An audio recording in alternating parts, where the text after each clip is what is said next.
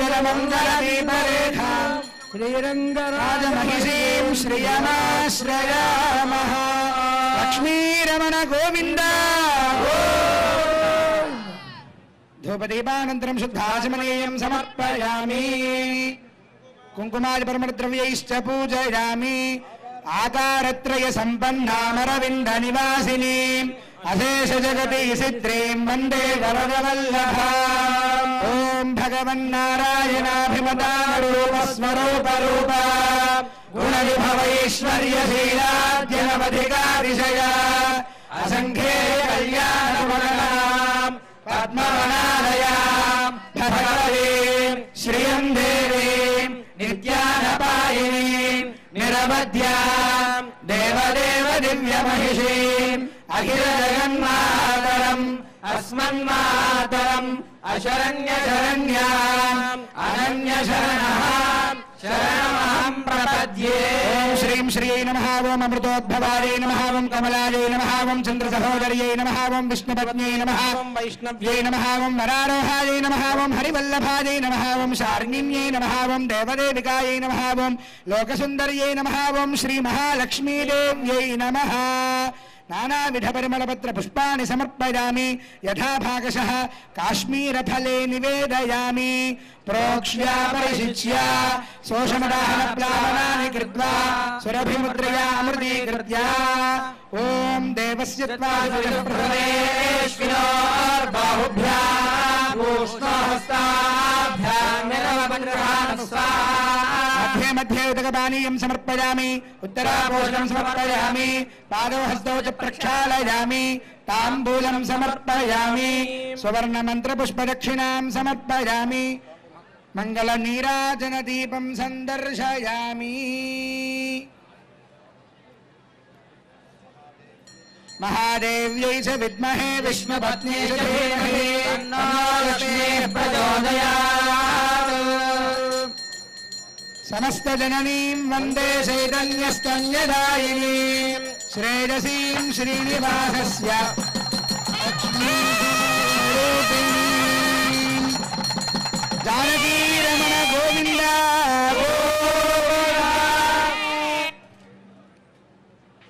మాంగళ్య ధారణ మాంగళ్య పూజ అయింది. మాంగళ్య మన దక్షిణ దేశంలో వివాహానికి ఒక గుర్తుగా ఈ మాంగళ్య ధారణ చేయడం సంప్రదాయం. వివాహ పద్ధతులు ఒక్కొక్క చోట ఒక్కొక్క పద్ధతిలో ఉంటాయి. పాణిగ్రహణం ముహూర్త సమయానికి ఉండేటువంటి విధానం ఒకటి ఉన్నది. సీతారాముల కళ్యాణం అలాగే జరిగింది అని ఇందాక ఒక శ్లోకాన్ని మన చేత అనిపించారు. ఇయం సీత మమ సుత సహధర్మచరీతవ ప్రతీచ్ఛచైనాం భద్రంతే పాణిం గృహీష్వ పాణినా అంటూ జనక మహారాజు సీతారాముల కళ్యాణం జరిపించినప్పుడు పాణిగ్రహణం చేయించాట. చూడండి, అంతా కూడా ఇప్పుడు మాంగళ్యం చూపిస్తున్నారు అర్చక స్వాములు. ఇది సీతమ్మ వారి మెడలో రామచంద్రమూర్తి అలంకరిస్తాడు. ఆ మాంగళ్యంలో 3 మాంగళ్యాలు ఉన్నాయి. ఒకటి పుట్టినింటి వారి మాంగళ్యం, ఒకటి మెట్టినింటి వారి మాంగళ్యం, ఇంకొకటి భక్తులైనటువంటి రామదాసు గారు తయారు చేయించినటువంటి మాంగళ్యం. అంతా సేవించండి. ఆ మాంగళ్యాన్ని రామచంద్రమూర్తి సీతమ్మ వారి మెడలో అలంకరిస్తారు ఇంకొద్దిసేపట్లో. మన పద్ధతిలో దక్షిణ దేశంలో మాంగళ్య ధారణ అనేటువంటిది ముహూర్త సమయానికి జరుగుతుంది. తమిళనాడు ఆ ప్రాంతాలు. మన తెలుగు వారు ముహూర్త సమయానికి జీలకర్ర బెల్లం ఉంటుంది.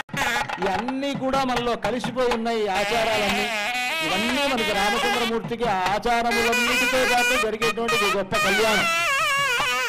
ఆ రామచంద్రమూర్తి సీతమ్మ వారి మెడలో ఆ మాంగళ్యాన్ని ధరింపజేసేటప్పుడు జగద్రక్షణ హేతున అంటారు. ఈ జగత్తును మొత్తాన్ని కాపాడడం కోసమని సీతమ్మ వారితో ఆయనకు కళ్యాణం జరుగుతున్నది కనుక మాంగళ్య తంతునానేన జగద్రక్షణ హేతున కంఠేర్పయామి శుభగే. ఇక్కడ మామూలుగా అందరూ కంఠే బధ్నామి అని అంటారు, కంఠే అర్పయామి అని అంటారు. ఆ విధంగా చెప్పాలి మంత్రం. కంఠేర్పయామి శుభగే త్వంజీవ శరదాం శతం అంటూ ఆ మాంగళ్య మంత్రాన్ని పఠిస్తూ సీతమ్మ వారి మెడలో రామచంద్రమూర్తి అర్పించేటువంటి సన్నివేశాన్ని ఇప్పుడు మనం చూడబోతూ ఉన్నాం. అర్చక స్వాములు ఆ కార్యక్రమాన్ని నిర్వహిస్తూ ఉన్నారు. సాక్షాత్తు రామచంద్రమూర్తి సీతమ్మ వారి మెడలో ఆ మాంగళ్యాన్ని ధరింపజేస్తూ ఉన్నారు. సుమంగళీరితి మంత్రేణ శ్రీ సీతామహాలక్ష్మీదేవ్యాః కంఠే మంగళసూత్రం బద్ధ్వా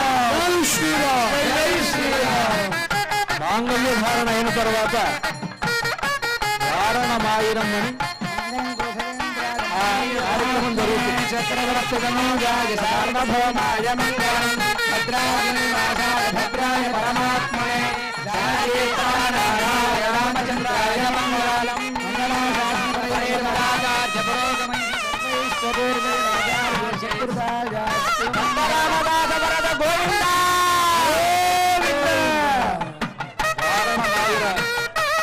వారణమాయిరం అనేటువంటి ప్రబంధ పఠనం జరుగుతూ